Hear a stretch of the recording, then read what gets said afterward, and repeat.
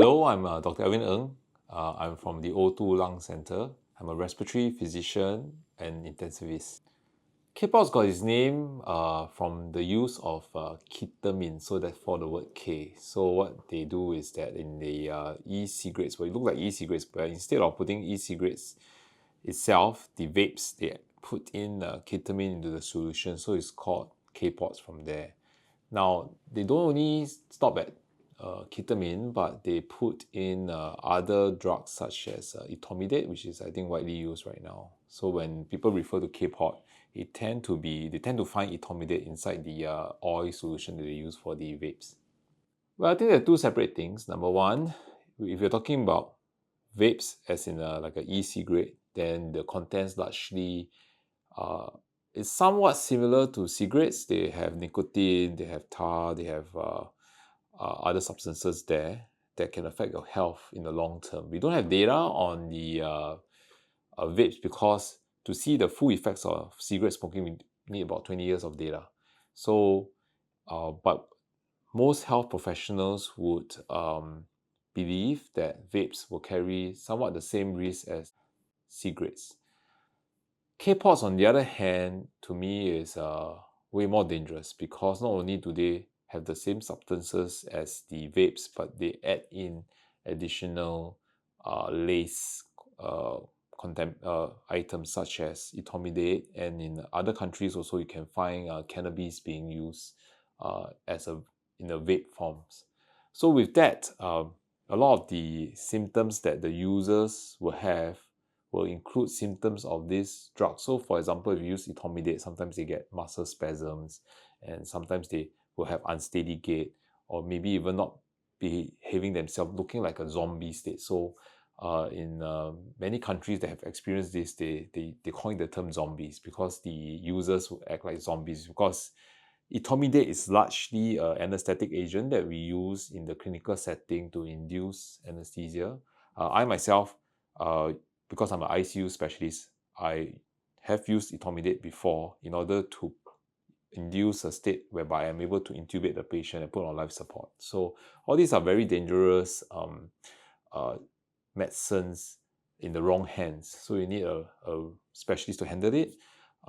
If you are left to your own devices and using the vape and etomidate, you can run into troubles, and there have been reported even suspected death from such usage for the lace K-pops with etomidate. Vapes, initially when it first came out, it was being used as a form of smoking cessation. Essentially, the harmful items in the vapes were supposedly less than cigarettes. However, there are a few issues with vapes. So number one, if you notice the trend of cigarettes, right, it's actually been on a downtrend. So there's a report a couple of months back that those aged above 50 has saw a drop in the use of cigarettes. However, it's had become a global problem with vapes because the young kids are picking it up because they don't have so much the scent of the vape is a bit, they add on flavorings and they add on fruity smell, so it isn't so unappealing to some of the younger adults or even the children. And some of the children feels that, or the kids feels that it's very cool to be using the vapes. However, the issue is that globally, in terms of the children, they tend to now have more people using vapes now, whereas the cigarette usage has been coming down. So a lot of countries has actually stepped up and even tried to introduce generational ban on smoking, including vapes. The other problem is that in the year 2019, there was a couple of patients who end up in the ICU having severe pneumonia, and they tried to test, and they're all young patients, they tried to test whether it was due to bacteria or viruses, and they couldn't find a source. The only common thing that they found was that they were all using vapes. And the postulation was that they were inhaling things that their lungs have an allergic reaction to and became very severe, requiring life support. And again, some of them actually passed away from this allergic reaction in the sense of a severe pneumonia. So you do not know what they put into the vapes, and there are a lot of reports. There's a recent one that they have a local seller that actually put his own concoction into the vape. So you really do not know what they put in, versus cigarettes whereby it's been 20 years of data and people has been very documented what they actually put into the cigarettes themselves.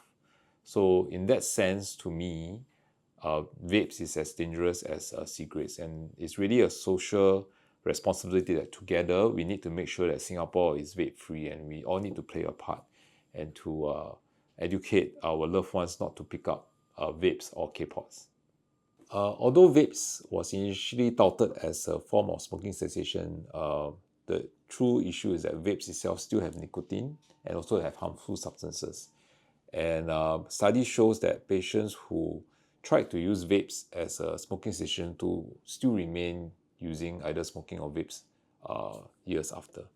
The better way to actually quit smoking is actually to use nicotine replacement therapy. What you can do is that actually some patients can actually quit smoking like cold turkey. That means have a determination, find a reason to quit smoking. Perhaps a New Year's resolution, or some of my patients when they have a new child, they have this determination to say, let's make a change. So first have a determination to quit smoking. Secondly, some can quit cold turkey, but some would have some side effects, like they might feel a bit frustrated, a bit of sweating, and that's because of the nicotine withdrawal. So rather than pick up a cigarette, actually there are nicotine replacement therapy either through a patch, skin patch, chewing gum. That's one of the reasons to use chewing gum in Singapore. That's nicotine replacement. Or the newer ones are they're using like a mouth spray. So every time you feel like taking a cigarette up, then the patient will take the nicotine replacement and spray into the mouth. You can't use vapes in Singapore because it's illegal in Singapore, so that is out of the question. But using nicotine replacement is legal, and without all the harmful substances. And slowly we try to cut down from the nicotine replacement tools. There's also helplines and website challenges from Health Promotion Board. They have a I Quit program, which after you successfully quit, you get vouchers to use. So there are support measures. So you can look for your local pharmacies. The pharmacies are equipped with this smoking cessation program, and they can help you further.